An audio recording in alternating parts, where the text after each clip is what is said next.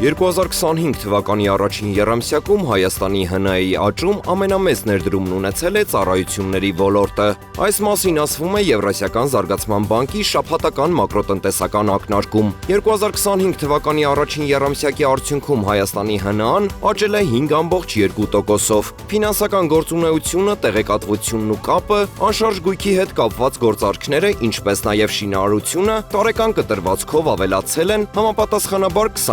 27.5%-ով, 16.2%-ով, 7.2%-ով և 14%-ով, նշվում է հաղորդագրության մեջ։ Նշվում է, որ զուտ արտահանումը բացասաբար է ազդել։ Ապրանքների և ծառայությունների արտահանումը տարեկան կտրվածքով նվազել է 53.4%-ով, ներկրումը 45.2%-ով 2024 թվականի առաջին եռամսյակում։ Թվեր և կանխատեսումներ Հայաստանի տնտեսության և գնաճի վերաբերյալ 2025 թվականի պետական բյուջեում Հայաստանի տնտեսական աճը կանխատեսվում է 5.1%։ Կենտրոնական բանկի այս տարվա առաջին եռամսյակի դրամավարկային քաղաքականության հաշվետվության համաձայն Հայաստանի ՀՆԱ-ի աճը 2025 թվականի վերջին կանխատեսվում է 7-ից 4.8%, 2026 թվականին 4.7-ից 4.1%, իսկ 2027 թվականին 4.7-ից 6.1%-ի սահմաններում։ Հայաստանի ամենախոշոր ՏՏ ընկերությունը Soft Construct-ը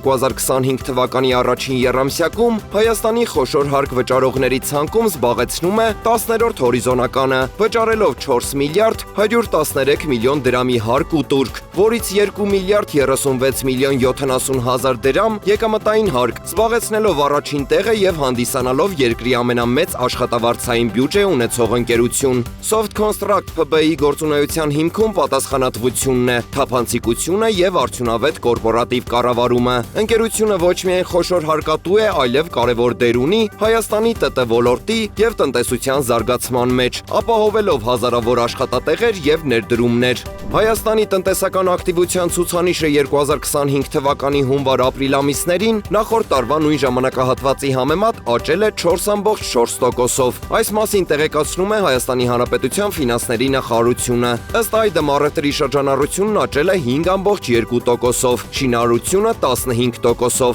ծառայությունների ոլորտը 9.9%-ով, փոխարենը 16.1%-ով նվազել է արդյունաբերությունը, արտահանումը կրճատվել է 60.4%-ով, իսկ ներմուծումը 46.5%-ով։